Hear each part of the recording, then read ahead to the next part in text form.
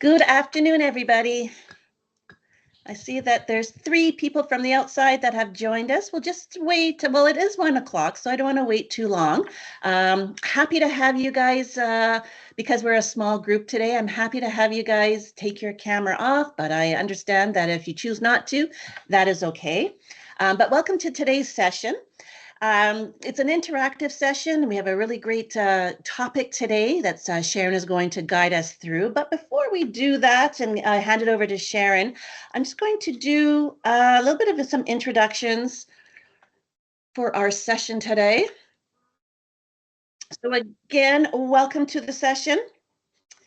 Do want to introduce our team. So on the call today, we have Jordan Sisawa, who is our marketing and industry relations manager. We have Diana Svensson, who is our office administrator coordinator.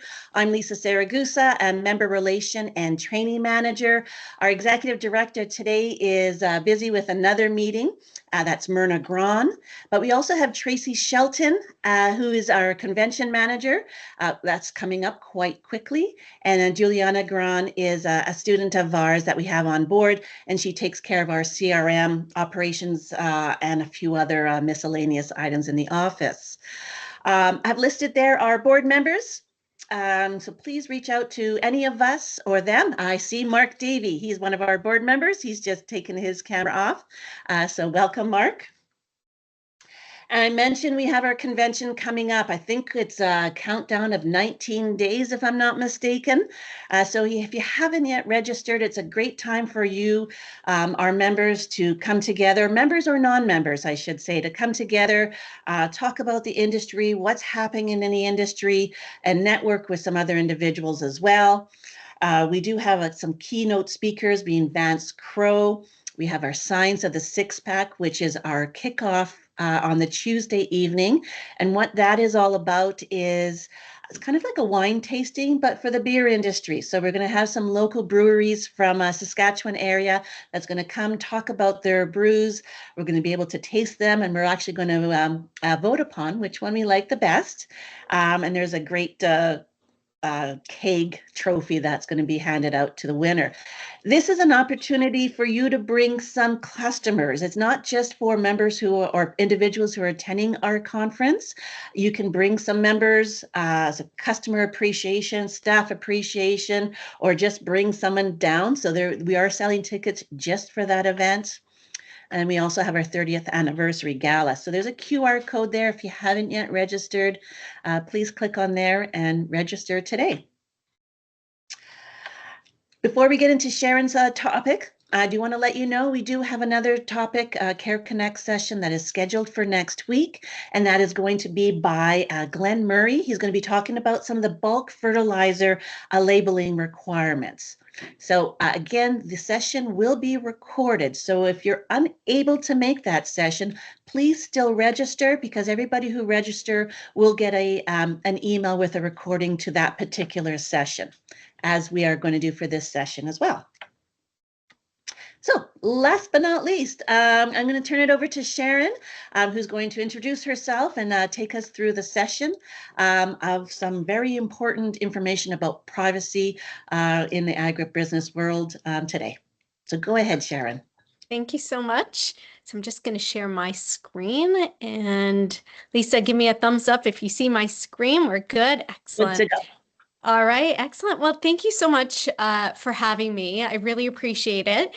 I've worked with some ag businesses before, and of course, my entire career is built on privacy compliance. So I'm very excited to share my knowledge and hopefully some great tips with you guys today. So as ag businesses, you stand really at the intersection of tradition and transformation. And agriculture is really evolving quite rapidly, especially with technology and how it's reshaping how you serve your customers. So today, what we'd like to do is try to identify what the digital shift is when it comes to using technology and what your responsibilities are when it comes to protecting personal information with this digital shift or transformation. I want to talk about something that's often overlooked, but increasingly vital, which, as I mentioned before, is privacy. Whether it's a farmer's GPS coordinates or soil test results, or even a mobile number used for businesses, you are all collecting personal information, probably without even noticing or realizing that you are.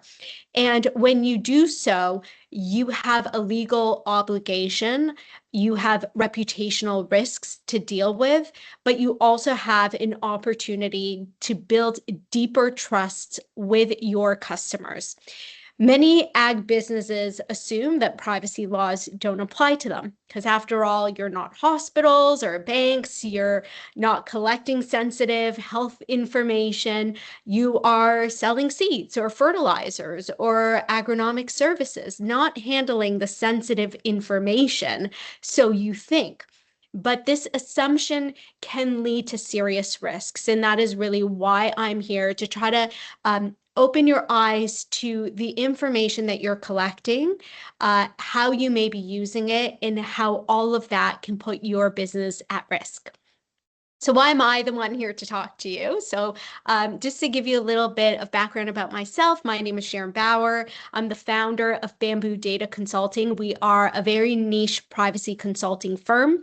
I started off my career as a litigator. I worked in litigation for over 10 years. I worked at KPMG as well, and 6 years ago founded Bamboo.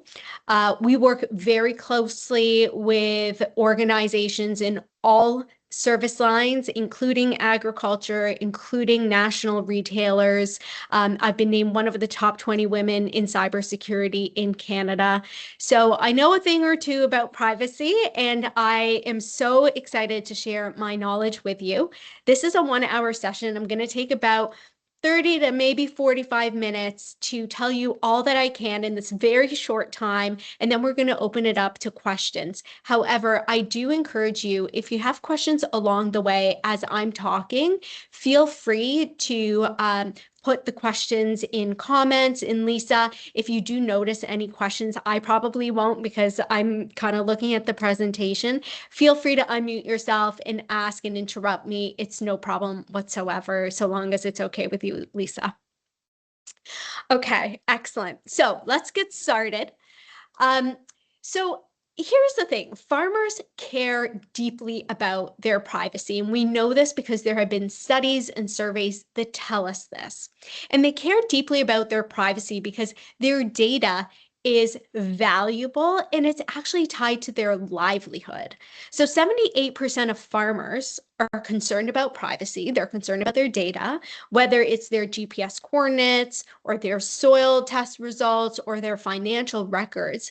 They want to have control over their information, and they want transparency in understanding who has access to this information and how will it be used. But it's not just about them wanting some control over their information. It really is all about trust.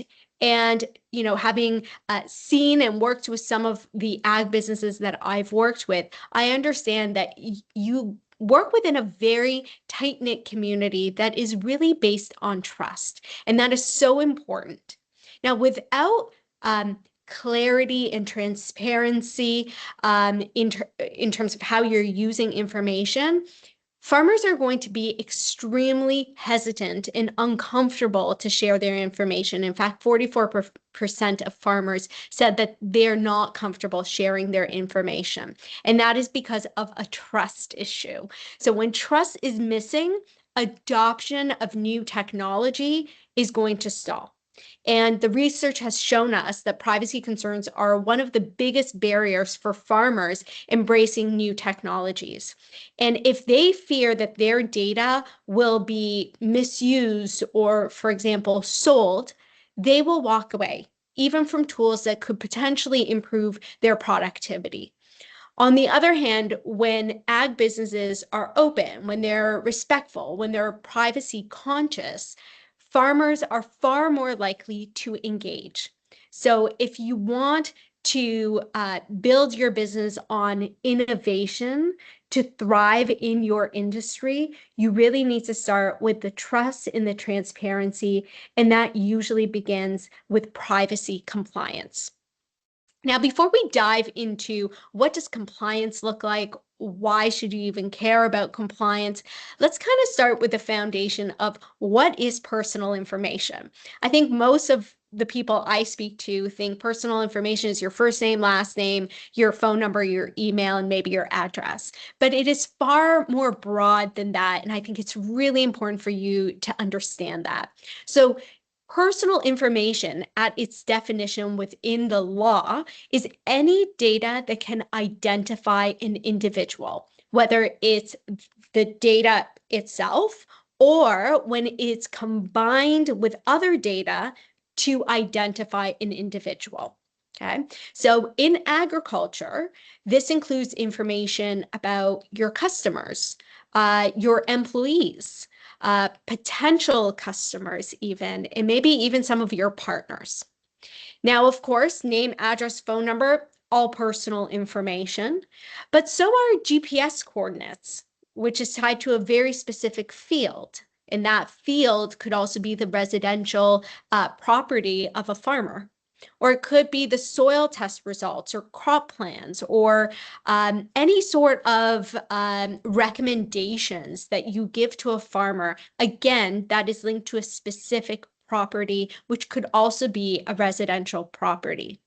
It includes IP addresses and online behavior that you may be monitoring.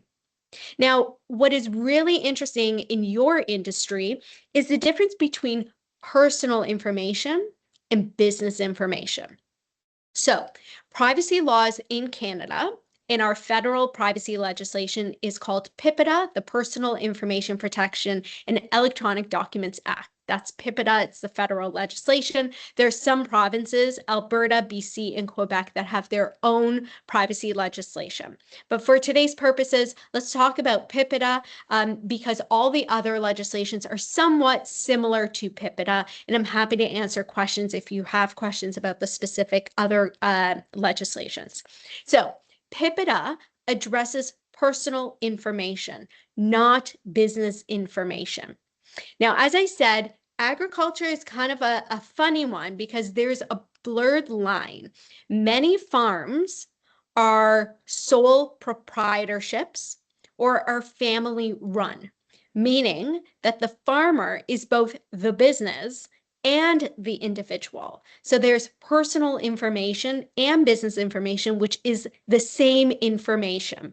So for example, a mobile number used for a business or a home address used for an invoice for a business may also be the phone number for the farmer who's the individual, and the home address, which is their residential address.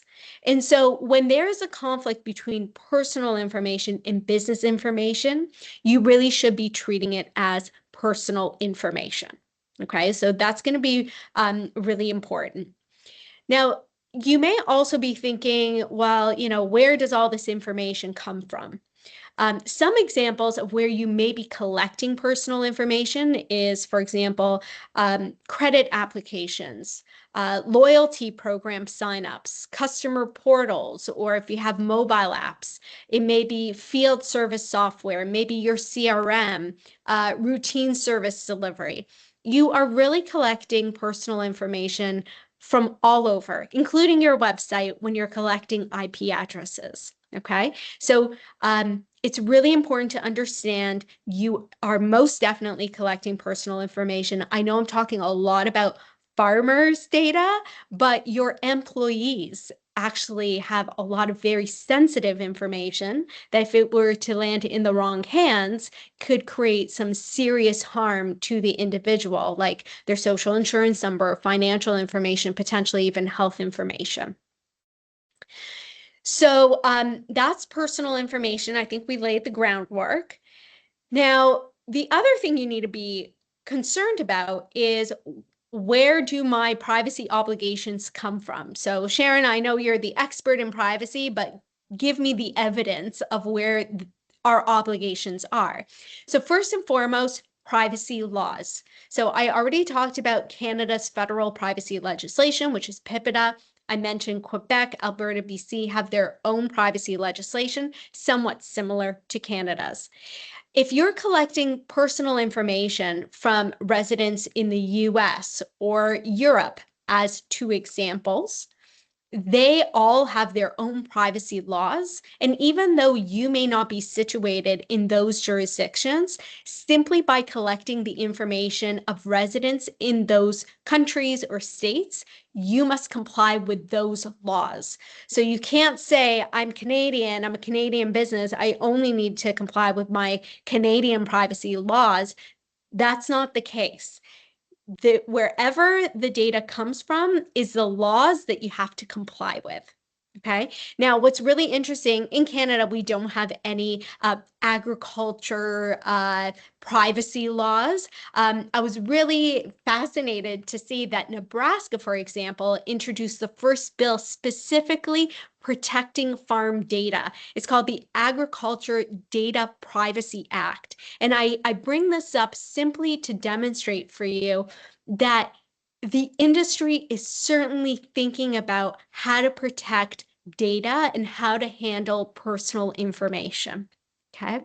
Now, beyond the law, the industry has really stepped up with voluntary standards. So, for example, the US Privacy and Security Principles for Farm Data is one standard. In Europe, they have the EU Code of Conduct on Agriculture Data Sharing. So both of these standards that are voluntary to comply with emphasize the necessity for transparency. So how are you using data? The consent, so collecting consent before you collect and use data, as well as giving individuals control over their personal information, all of which I'm going to talk about in just a few minutes. Excuse me. And then finally, so we have the laws, we have the standards. Laws, you have no option. You must comply with, and we'll talk about what happens when you don't comply with them.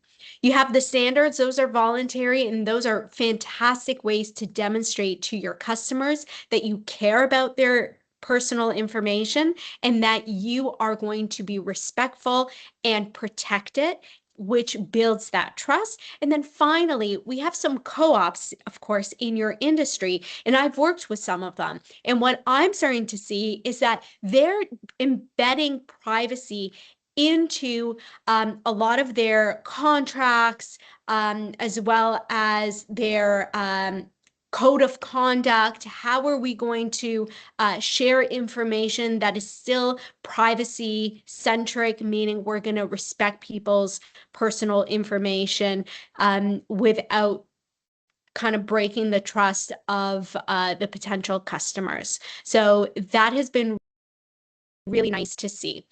The principles and governance, or the privacy and governance principles that you see on the right side of the screen, these are the general privacy principles that we find in both the law, or I should say not both, all, the law, the code of conduct, as well as the co-op agreements that we see. Okay. And throughout my presentation, I will be addressing these principles in case you're not familiar with them. Now, just before I continue, I'm going to take a breath and I'm going to see if anyone has any questions or comments so far. No, we're good. All right, excellent. Nothing in the chat, so go. Okay, thank you, Lisa. All right, so let's move on. So why should you care about compliance, and what are the risks if you don't comply?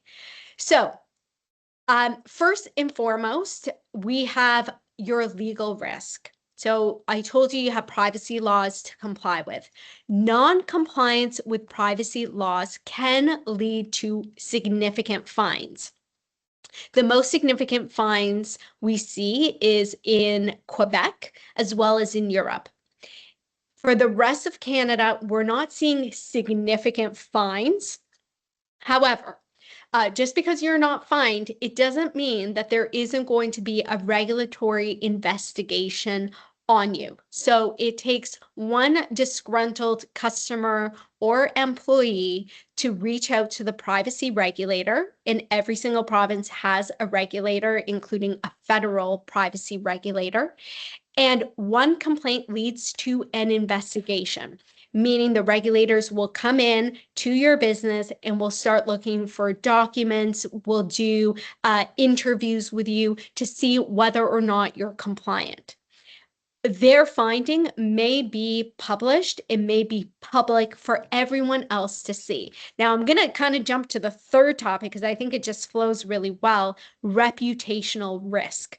So you have an investigation, or what we're seeing is a lot of nonprofit organizations looking for companies who are non-compliant with their privacy obligations to name and shame them, whether on social media or just in the newspaper, wherever it may be. I've seen actually my clients go through this and after the fact, they've hired us to help them repair their reputation because of their non-compliance with law, which has significantly impacted their brand. Now, apart from administrative fines for non-compliance, financial risk could also mean class action lawsuits. And we're seeing a lot more of those stemming, especially in Ontario and in BC, as well as in Alberta, where you have a group of individuals who feel that they have been wronged because you have misused their information or you were involved in a privacy breach, and they want to be compensated for it. We're going to talk a little bit more about financial risk. And then finally, with operational risk, in the event that you do experience a breach and you have to shut down all of your systems, you are going to probably have to delay your deliveries. There's going to be a massive disruption to your service, etc. These are some of the operational risks that you may experience when there is a privacy breach. And please remember, a privacy breach is not just a third-party hacker coming in and stealing personal information. A breach could also mean the misuse of information. So you're collecting information and doing something that you should not be doing. All of that, all of what I've addressed, the legal, financial, reputational risk, operational risk, could be a result of your misuse of information without you even realizing that you're misusing the information. Okay. Now, to further drive this home, because if you're thinking, well, again, we're in agriculture, this isn't going to happen to us, this is happening to big tech companies, you're wrong, unfortunately. So to understand this real world impact of poor privacy practices, I wanted to bring to your attention a decision that came out in 2023, and this is with respect to the Agronomy Company of Canada. So unfortunately, they experienced a serious data breach that exposed the personal information of nearly 1,000 individuals. What happened there, an attacker gained full access to the company system using stolen administrators' credentials, and then basically operated behind the scenes undetected for nearly 2 months. No one even knew that this was happening. Once they figured it out, they realized that there was a lot of very sensitive information that was compromised, including social insurance numbers, date of birth, driver's license, passport information, salary data, etc. It was not good. The breach was only discovered when the attacker deployed ransomware and demanded payment for the return of the data. When the company refused to pay the ransom, the stolen data was published on the dark web. So there was a massive investigation. Europol, as well as Russian authorities had to get involved. Like, this was crazy. An investigation by the privacy commissioner, as I mentioned, they can do an investigation. They revealed that there were multiple deficiencies in the company's privacy and security practices. So it lacked multi-factor authentication.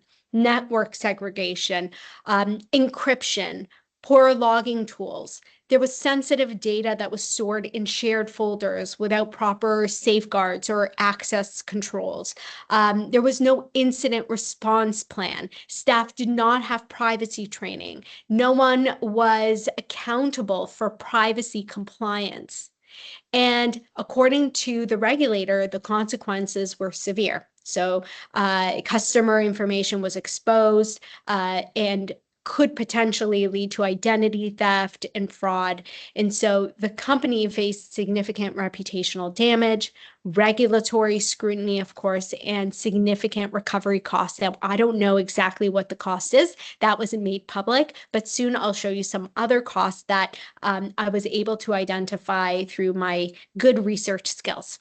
All this to say, this case illustrates why privacy governance is critical to your business.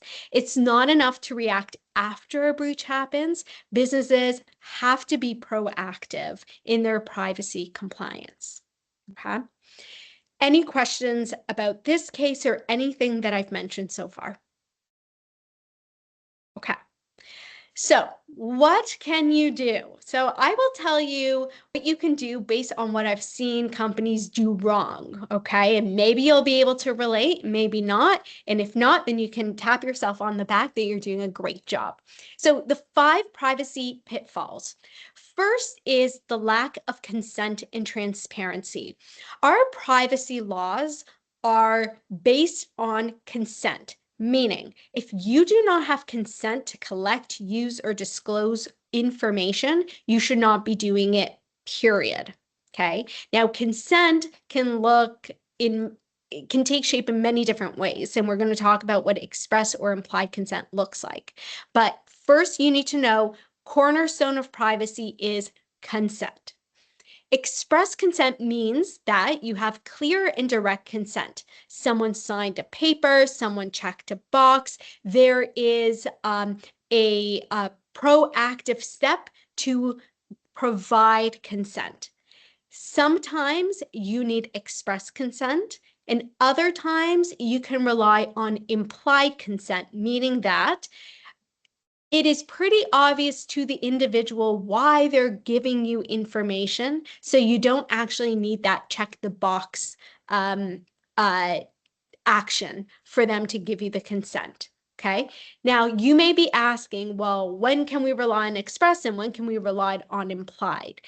It really depends on the situation. So if, for example, someone is requesting that you deliver products to their property, then you are going to collect their personal information, such as their address, because you need it in order to provide them with the service.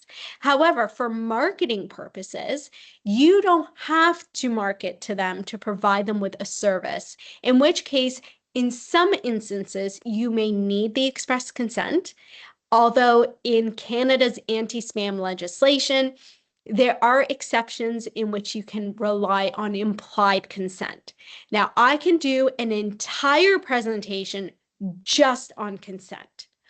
All that to say, if you are not sure whether you need implied or express consent, I would highly recommend that you look into it. You're welcome to contact me, ask me any questions. You can ask me now as well, and I'm happy to walk you through it.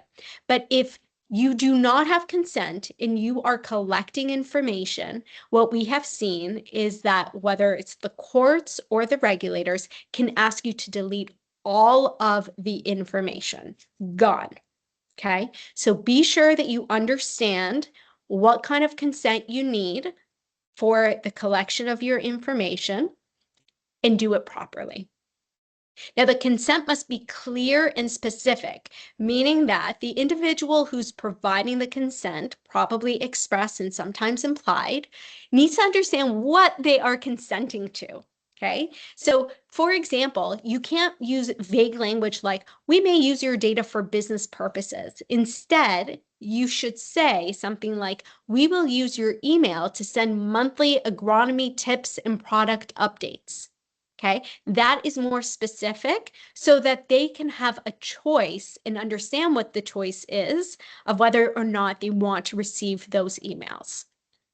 Consent cannot be bundled. So you cannot put, I consent to, getting these services and receiving marketing updates. These are two separate things, services and marketing. Remember, individuals have a choice. When you bundle it together, they have a choice of yes to both or no to both. But really, it should be yes and no to one and yes and no to the other. Opt out must be as easy as it was to opt in. So you can't hide your unsubscribe. You can't use dark patterns. They can't click on 5 different ways to try to opt out of something. It has to be easy and you have to comply with it, right? So if someone opts out, you actually have to make sure that they're not receiving your emails anymore. And finally, possibly the hardest part is consent must be recorded. You need to be able to demonstrate, and demonstrate is a big word here, that you obtained the consent. When you obtained it, so the date, and if they opted out, when they opted out. And also, what did they actually consent to? Okay, so there are lots of record keeping tools and CRMs and mailing lists, tools that can assist with this. Okay, I'm going to move on to pitfall number 2. And this is a big one that we see, and this is a lack of a breach response plan. So we talked about breaches. I gave you an example of a breach. Now I want to give you some more information here. And this is where I told you I had some really good research skills that I spoke to many, many people about to try to get this information.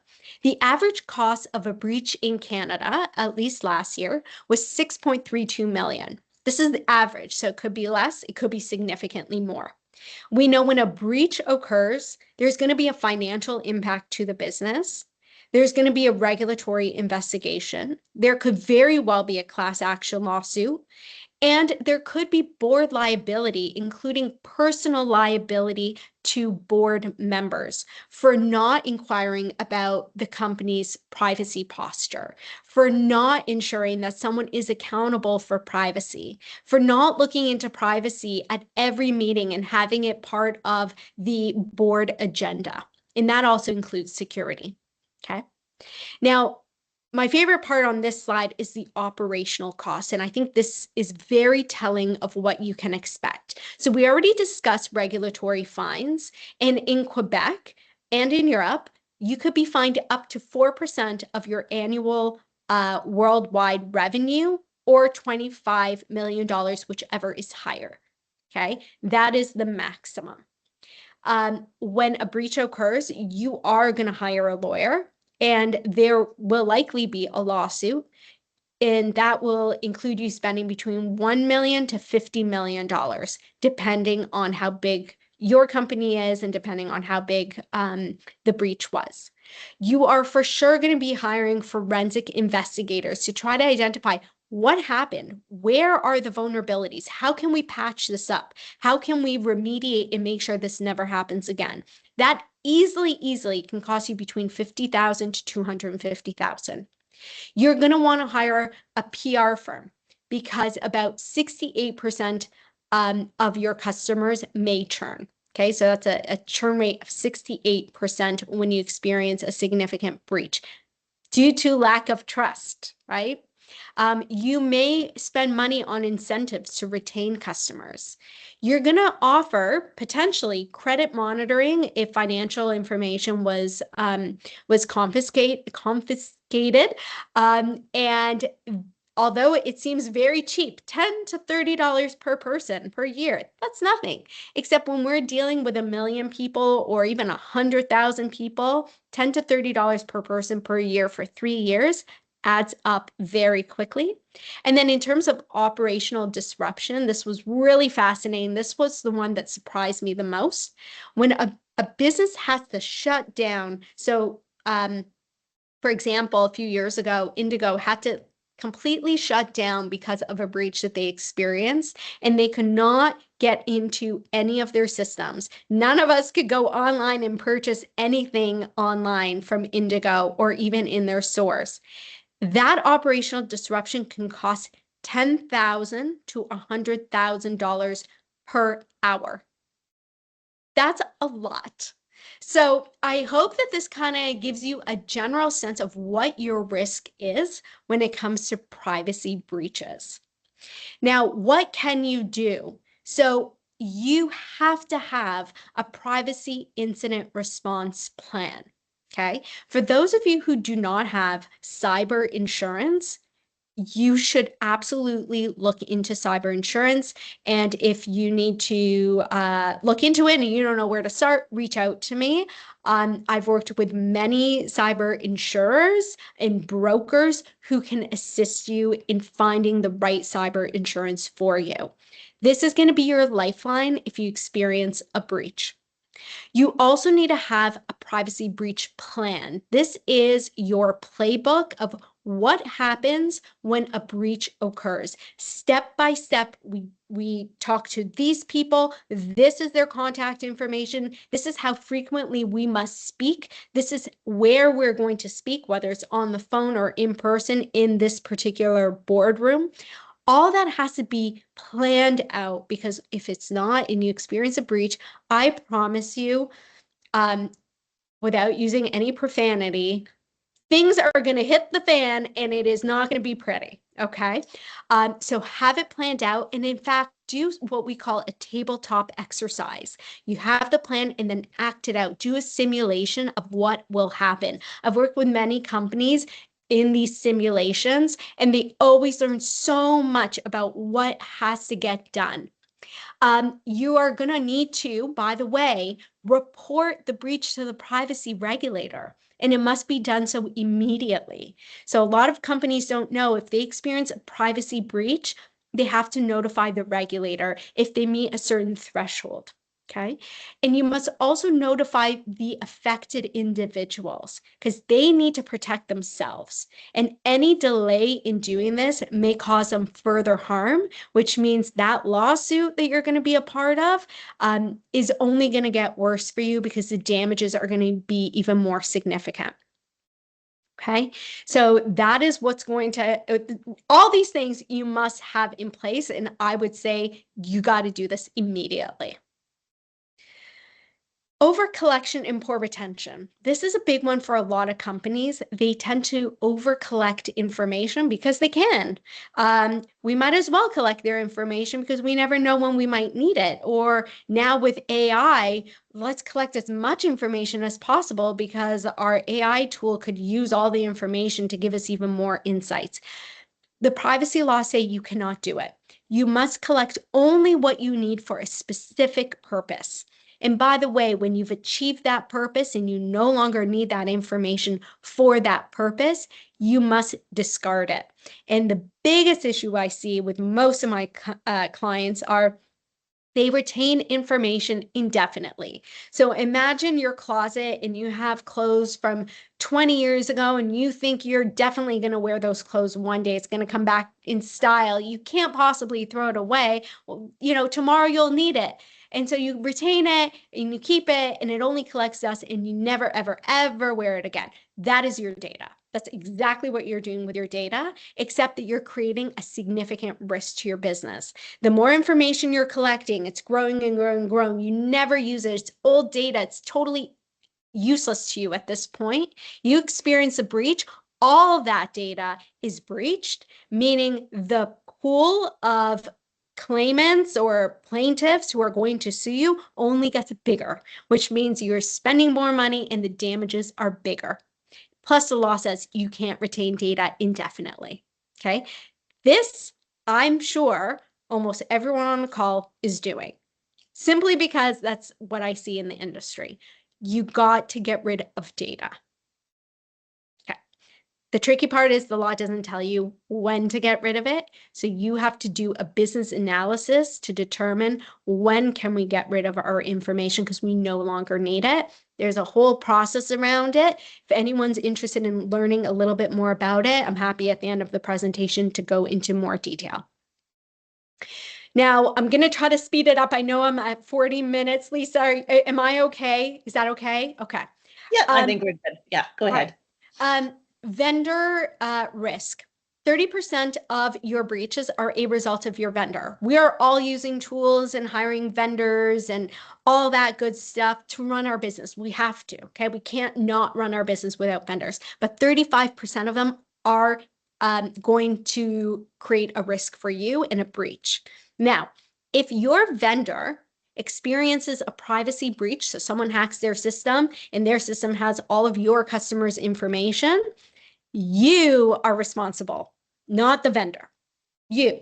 So you have to notify the regulator and you have to notify all of your customers that their information was breached. I think that's also a big surprise to most people. They would think, well, it's the vendor's fault, so the vendor does it. No, it's you. You are the custodian of the information and you can't outsource your responsibility to any other party. So what do? You have to do your due diligence on your vendors. You have to make sure that they are going to protect the information to a level that is acceptable in light of the information that they have, and that they're not going to do anything shady with this information. So for example, there are vendors who may take your information and may use it to train their AI tools. That is a secondary purpose. They're not allowed to do that without your consent, which means you must get the consent of your customers to do that. Some vendors may use it to market to your customers. So they all of a sudden have all this contact information of your customers, and they will either sell it or use it themselves to market. They cannot do that. That is not their information. And remember, marketing, you need consent. They don't have consent to market to your customers. And so without finding out what your vendors are actually doing, if they do anything shady or creepy or anything that they shouldn't be doing, it is your responsibility. You should have found that out before giving them the information. Okay. Now that is in the law. You have to assess your vendors.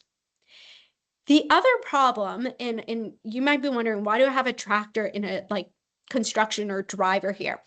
When you're assessing your vendor, you're looking under the hood of a vehicle to see if that vehicle is a good tool to use, responsible. Can I give it all my information? Do I feel good about it? And you may say, yes, we've done our due diligence, good tool, good car, looked under the hood, let's put it on the road. The other problem to the other part of this equation is the driver. So the driver is you. It is your company. How are you using the tool? The tool isn't forcing you to put certain information in it. It is not telling you who has access to the tool and who could see all the information. That is in your court. You decide what information to put in the tool, and you decide who has access to that tool. If you're not being responsible because you're putting information that you shouldn't be putting in there, or you're giving access to the entire company to see all of the personal information, then that's on you. And so you must do an internal risk assessment, also known as a privacy impact assessment, to make sure that the way you are using the tool is safe. Okay. Now, I just have one more slide or two more slides, I promise. And this one is, I think, one that is pretty intuitive, although still I see too many mistakes in this regard, and it's accountability over privacy.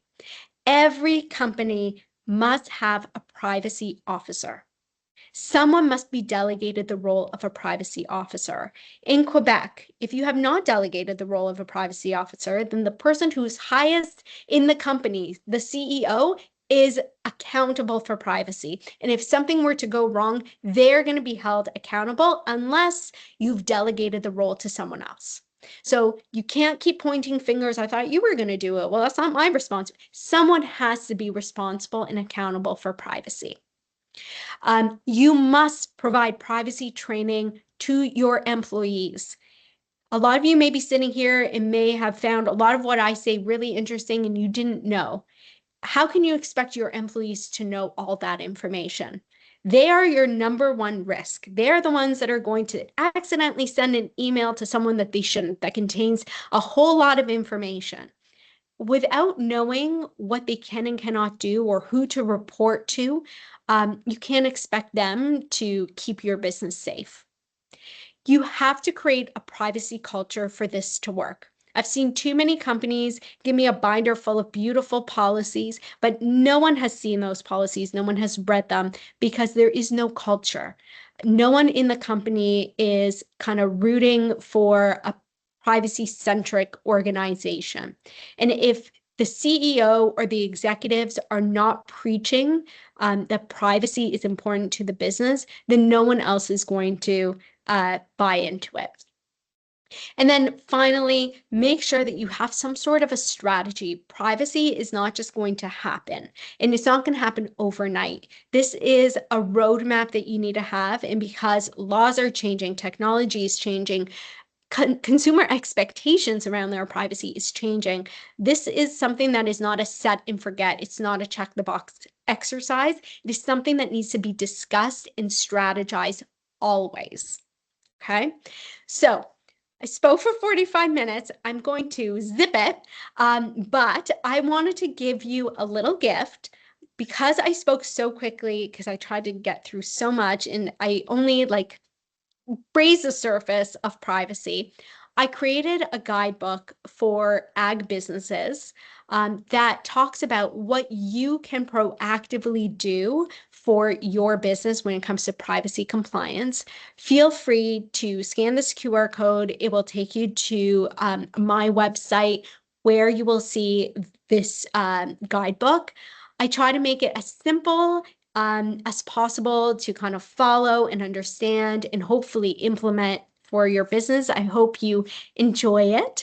And if you do have any questions, I will share my screen with my contact information. I'm very active on LinkedIn, by the way. I produce a ton of content on privacy, both on my website as well as on LinkedIn. And my goal is always to try to make it as accessible to people as possible, meaning easy to understand. So with that, I will stop talking. I will open it up to anyone who has any questions. I love questions because I love to share information. Thank you, Sharon. I don't know where to start. We've been writing a lot down through your sessions, but I will concur that I visited Sharon's YouTube channel, quite entertaining but valuable information in there as well. So I will leave it. Jordan, you have your hand up. Did you have a question? Yeah, I do, because this has been something that I've thankfully not done in my career yet, but has happened 3 times to me where I used to previously do a lot of consulting, so my email was in a lot of people's directory. So when they start typing Jordan, and I've received multiple times, I've received things that I would say was not something I should have been seeing. If that happens, like that was something where I immediately emailed and said, I don't think I'm supposed to be on this chain, and away you go. Is that technically a breach? Where do you report that? How do you ensure that, I'm a good guy? Maybe I just said that, but I took that information, and in some cases it would have been very valuable. So yeah, I love the fact that you said that I'm a good guy, because no, but believe it or not, that actually is a factor, right? So I said before, you have to report a breach to the regulators if it meets a threshold. And so there are a list of questions that a company is going to need to ask themselves and evaluate to determine if this was truly a breach that is reportable. So some of the things that you'd be looking at is, what information did we accidentally send to someone else? Or maybe not accidentally, maybe there was a breach because someone hacked into your system. But let's go with your scenario. I sent you by accident. For those just joining, I did not actually. So let's just say I sent you an email with 100,000 customers with some sensitive information in there. So you did the right thing by notifying me and telling me you accidentally sent this to me. I probably should not be seeing this. By the way, I've deleted it.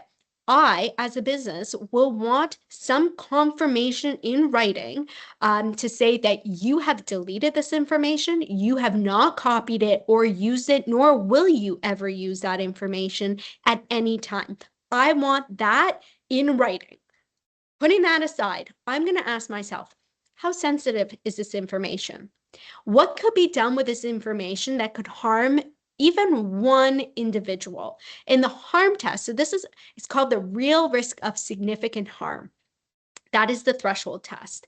The harm could be financial, reputational, psychological. It is super broad. It could be any sort of harm that you can possibly imagine. And then you're going to want to determine, who is it that I sent it to? And what are the chances that they're going to misuse that information?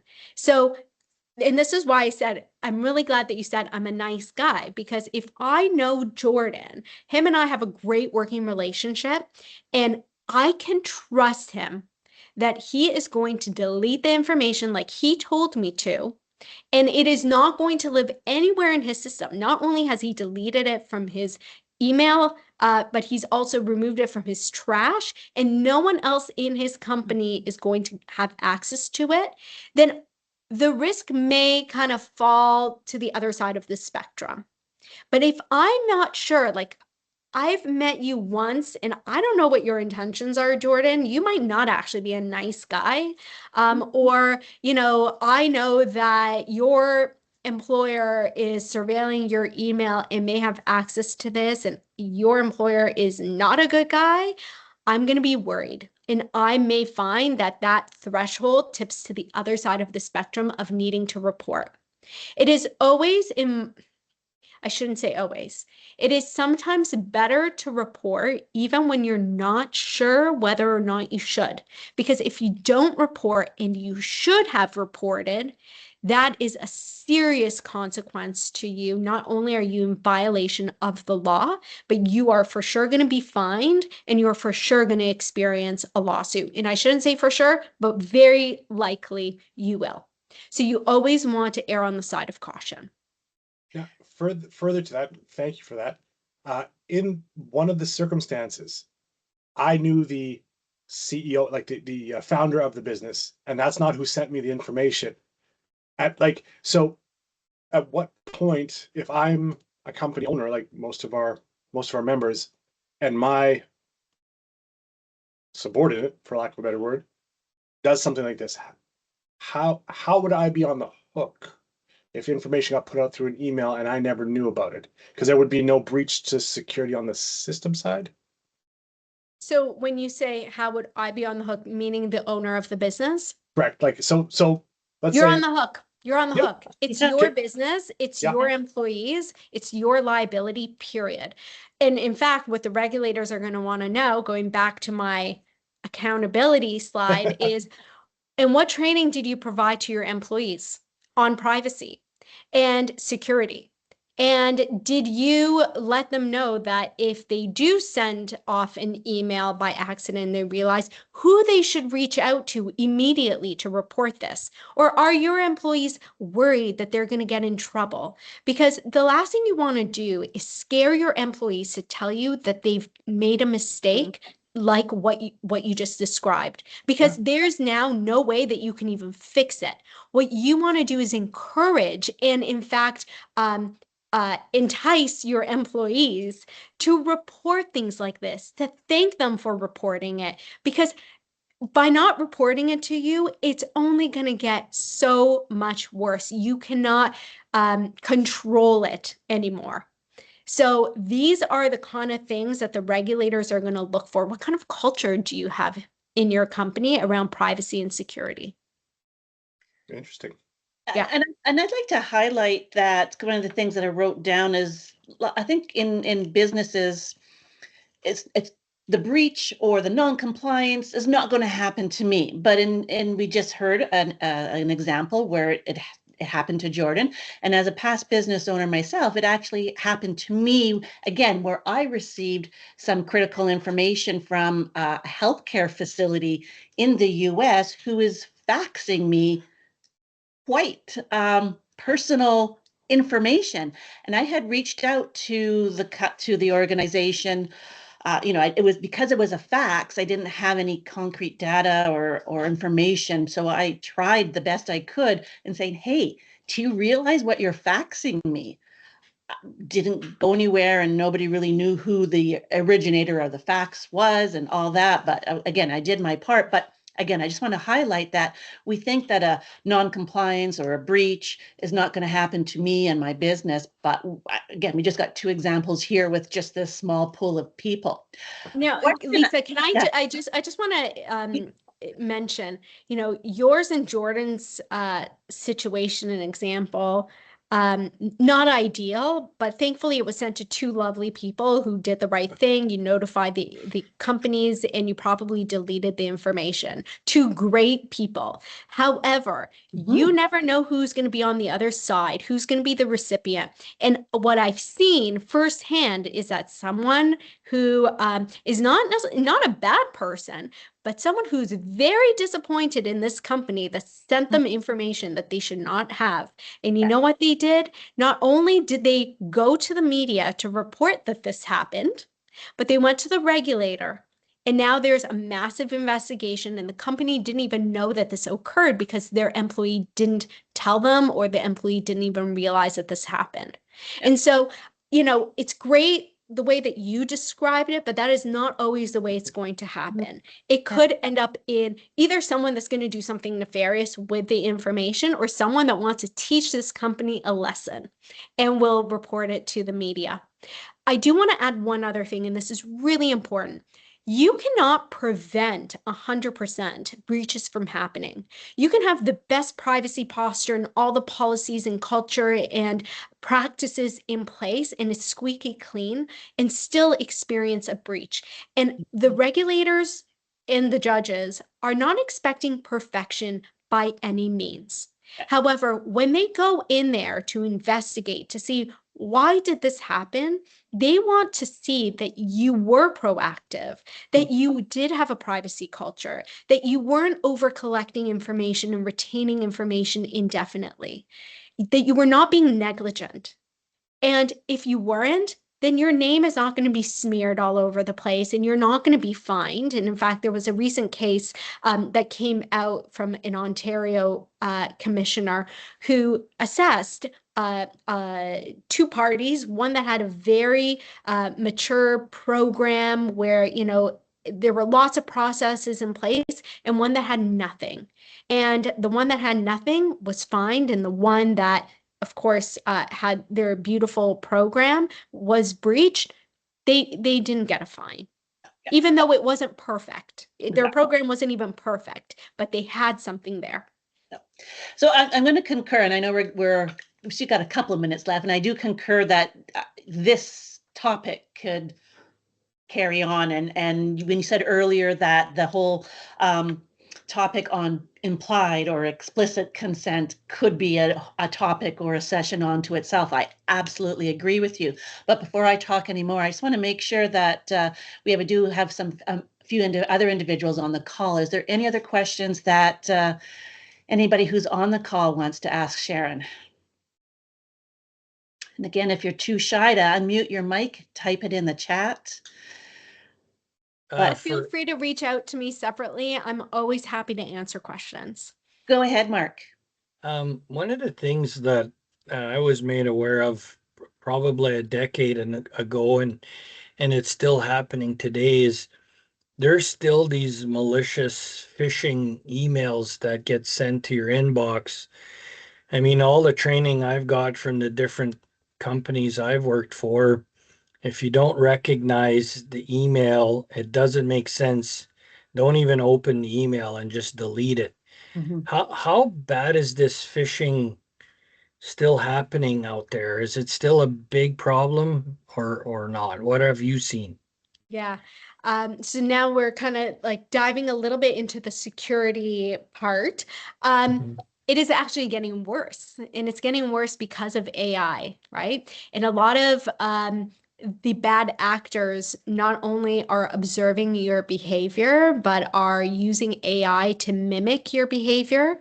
And so it's really easy, for example, for someone to get an email from their CEO, the way that the CEO writes or speaks, the same kind of language and words that they use and sentiment can easily be replicated. And that is becoming significantly worse. And I would add, and please, Sharon, elaborate upon this. I was told not simply delete that email, but actually go and hit the block or mark as spam. Like deleting is one thing, but actually, yeah, I mean, block them.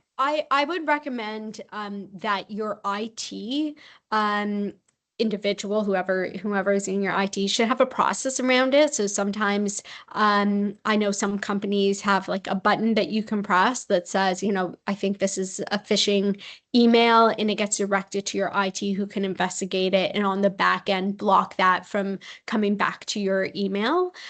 So that is also an option. Okay, and I know that some of our independent members may not have a third party IT. So in that case, would you then suggest to go and they take that extra step to block it?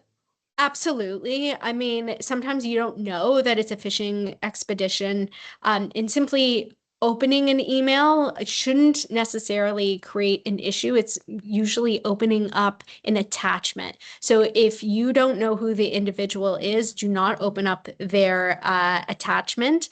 And certainly, even if they want you to click on a link and you don't know who these individuals are, please don't click on that link. Make sure that you're looking at their email address as well. So it may be, you know, someone that's trying to impersonate someone else, like that phishing kind of expedition. And it's just one letter off that you can tell it's not actually that person. Unfortunately, sometimes it is exactly the same email address. It looks like the same email address, but still a phishing expedition. So what we say is you never trust. You always have to verify. So if you know this person, call them up and say, just want to confirm, did you send this to me? Or did you want me to click on this link? Or did you actually want me to send someone $1 million? Like, you know, be mindful. Fair enough. Perfect. So we are at our hour mark. And again, as Sharon has graciously offered, if you do have any further questions, her contact information is there. Please reach out to her. I'm sure she has a wealth of knowledge and will happily continue to have the conversation and help out in any way with your own businesses. So thank you, Sharon. And again, if everybody has any questions, reach out to her. Thank you for joining, everybody. I will be posting this and sending this video out to those who have registered for our session, because I think this is an important topic, and we're going to make sure that our members are aware of this and that they reach out to you if they do have any questions. So thank you again. Thanks for your time, everyone. Thank you. Have a great day, everybody. Thanks.